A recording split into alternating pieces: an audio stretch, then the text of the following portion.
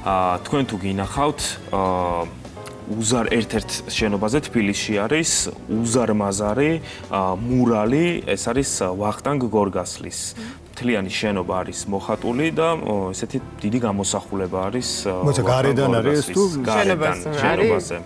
მე მგონი მინახავს კი. ხო, მოკლედ ძალიან შთამბეჭდავი არის და გარკვეულწილად ეხება შემდეგ თემასაც, რომელიც თანამედროვე ხელოვნებაზე, თუმცა ეგეც რა თქმა უნდა თანამედროვეობა არის. სხვათა შორის ძეგლებზე რაც გვიავთო, მე ძალიან მაინტერესებს ეგ საკითხი, კარგად მენიშნა, იმიტომ რომ რამდენჯერაც ნახავდი ესე ძეგლს, ყოველთვის მე მივდიოდი და ისტორიას ვკითხულობდი იმ ადამიანზე, ანუ ვინტერესდებოდი ეს რა ინტერესიანი ბავშვი რო იყავი, ეგ კი, მოკლედ ჩვენ საუბრობდით ქუჩის მხატვრობაზე და მაყურებელს მინდა გავაცნოთ იოსებ ჯორბენაძე, იგივე ჯოზეფი, ეს არის ბათუმელი და მას ბათუმელები კარგად იცნობენ, თუმცა ახლა მთელმა საქართველომ უნდა გაიცნოს ის.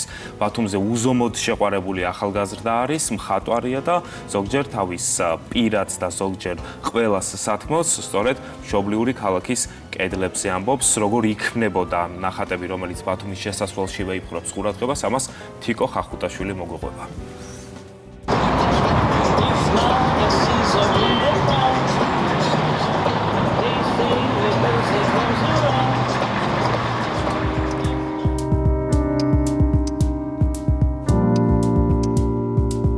სახელების დამახსოვრება მიჭირს ჩემივე ქალაქში, მაგრამ მახსოვს ყველა კედელი, მახსოვს ყველა გამქრალი ნამუშევარი, მახსოვს ყველა მომავალი ნამუშევარი, იმიტომ რომ აბსოლუტურად ყველაფერს აღვიქვამ ერთ დიდ ქსელად, სადაც შეიძლება რომ სამუზეუმო ნამუშევრები შექმნა. ეს არის ერთი დიდი ფერადი ტილო, რომელიც სამწუხაროდ მსოფლიოს მასშტაბით ხშირად არ ფერადდება. და ტილო იმისთვის არის, რომ ჩვენ როგორც საღებავებმა შევძლოთ და ჩვენი პატარა ფერი შევიტანოთ ამ ქალაქში. ეს ქალაქი იმიტომ არის საყვარელი და განსაკუთრებული ხასიათიც ალბათ იმიტომ აქვს, რომ ნებისმიერი ქუჩის მონაკვეთი შეიძლება არც კი გახსოვდეს, მაგრამ შენი საყვარელი პერსონაჟი გამოჩნდეს უცებ და კედლებიდან გაგიღიმოს. ეს ძენს სწორედ იმ სიფერადეს ამ ქალაქს, რაც ასე ძალიან არის და ცდილობს რომ იყოს ჩემი მაგნიტი ამ ქალაქში. ის ძველი მეგობრის ნაცნობობას გავს და გახედავ და ფიქრობ, რომ ვინ იყავი მაშინ, რატო აკეთებდი ამას, მას ყველაფერი ახსოვს, არაფერი ავიწყდება და დღეს, როდესაც შენ ცოტათი სახეცვლილი პერსონაჟი ხარ, ის უცვლელი, უფრო შელახული, მაგრამ მაინც იმ დიდი სიყვარულით და ბედნიერი მზერით გამოგცქერის, როგორც დატოვეს, ზუსტად ისე არის. ყველაზე ერთგული მეგობრები არიან კედლის ნახატებით. რა თქმა უნდა, ალბათ ძაღლების შემდეგ. ჩვენ ვართ ბათუმის ერთ-ერთ სანაპიროზე, რომელიც არც ისე ცნობილია. და მეც წლები არ ყოფილვარ აქ. ხავსმა და ნანგრევებმა მაინც ვერ გაანადგურეს ბოლომდე ნამუშევარი. ეს არის ძალიან ნოსტალგიური ნამუშევარი ჩემთვის. იმიტომ რომ მახსოვს საფხულის ცხელდღეებში მუშაობდით, თან ბანაობდით და ერთ-ერთ ძალიან ძლიერ და ნიჭიერ უფროს მეგობართან, უფროს მხატვართან ერთად ვიმუშავე ამ კედელზე და ამ კონცეფციაზე ირაკლი ადეიშვილთან ერთად. ისა როგორი არის ხოლმე შენ ნამუშევრებთან შეხვედრა წლები რო გადის? რა თქმა უნდა, ძალიან სევდიანი და ნოსტალგიურია, როცა უყურებ როგორ არის ის შელახული, დაძველებული, მაგრამ ეგეც ერთგვარი ნაწილია, რა თქმა უნდა, ქუჩის არტის და წლები რო გაძლო, ეგეც ძალიან დიდი შედეგია და ძალიან საინტერესოა. ესე იგი რაღაცას ნიშნავს ის ადამიანისთვის, რომ ხელოვნურად მაინც არ გააფუჭეს ის. ბავშვობაში, რა თქმა უნდა, ხელოვნება, მხატვრობა თავიდანვე იყო. რაღაც კოდი როცა ჩაგედება ადამიანს ალბათ ის ყველაფერს იზამს რომ ამოხეთქოს და დღეს ეს იოსებ ჯორბენაძე რომელიც ყოველთვის პატარა თეთრი გუნდის ფანტელის რაღაცა ეგეთი ბავშვი იყო და ალბათ დღემდე ეგეთი ბავშვია შინაგანად ახდა ის პერსონაჟი რომელიც ქალაქს იღებს სტილოდ და ასე გადმოსცემს თავის სათქმელს. ეს ქალაქი არის ჩემი ჩანახატების ერთგვარი გვეული და თან ითვალისწინებ ყველას.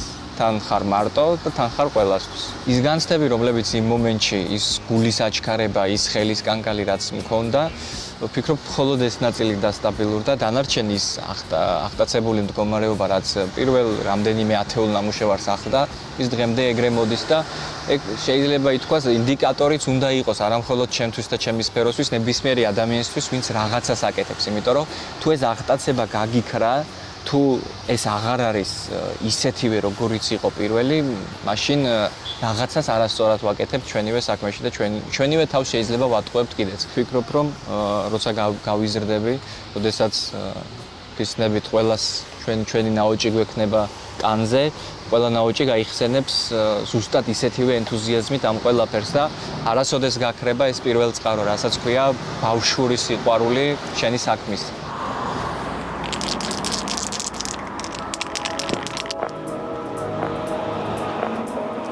ბოლო რამდენიმე თვის მანძილზე აქტიურ რეჟიმში ვმუშაობ და შეიქმნა ერთგვარი პლატფორმა, ეს არის ბათუმის ქუჩის მხატვრობის ფესტივალი, რომელიც აერთიანებს შესაძლებლობებს. მე საკუთარი თავი როგორც მხატვარი სხვა ამპლუაში გამოვცადე, ვიმუშავე ერთ სრულ პანოზე და გავაერთიანე რამდენიმე ქართველი თუ უცხოელი მხატვარი და ფაქტობრივად საერთო ძალებით და განსხვავებული სტილისტიკით ჩვენ შევასრულეთ ერთი ნამუშევარი, რომელიც დარწმუნებული ვარ, რომ სავიზიტო ბარადად იქცევა ბათუმისთვის.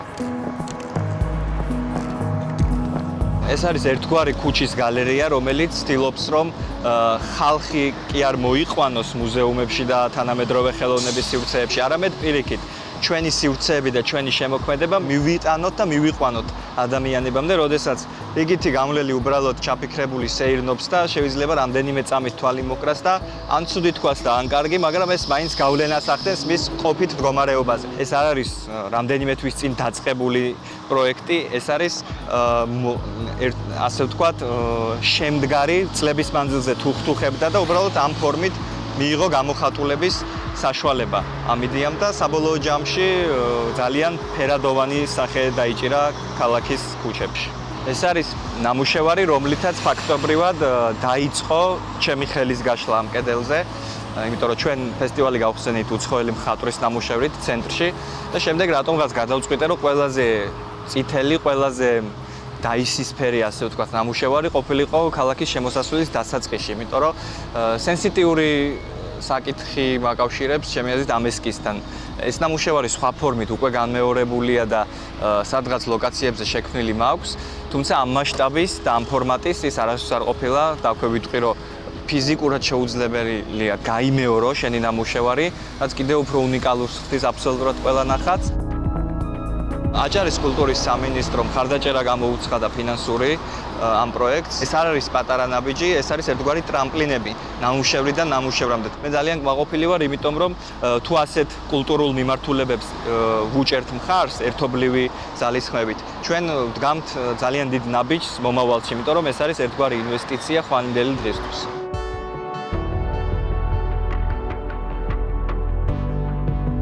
ეს უშედეგი წყარო, რაც გააჩნია ამ ადგილს ზღვის ხარჯზე ალბათ ყოველთვის გაძლევს იმის მუხტს და ფიქრის საშუალებას, რომ სამომავლოდ, როდესაც შენ გაგიხსენებენ, შენ გააქვს იმის პოტენციალი, გააქვს იმის უნარი, რომ ამ პატარა ქალაქში შენი დიდი სიტყვა თქვა. შესაბამისად, აბსოლუტურად ყველა, ვინც აქ იბადება და არა მხოლოდ იბადება, ვინც მოდის და რაღაცას ცდილობს, ჩემი აზრით, ყველას ეძლევა შესაძლებლობა, რომ საკუთარი თავი გამოვლინოს. ეს არის ალბათ მომავლის ქალაქიც და ალბათ კულტურის ცენტრიც სამომავლოდ, იმიტომ რომ ეს პროცესები დაწყებულია და მე როგორც ერთ-ერთ პატარა შემოქმედს ამ ყველაფრის პულსია ესე მიდევს ხელი და უბრძნობს და ეს ძალიან სასიამოვნო და საინტერესო პროცედურაა და თანაც ალბათ საპასუხისმგებლოც.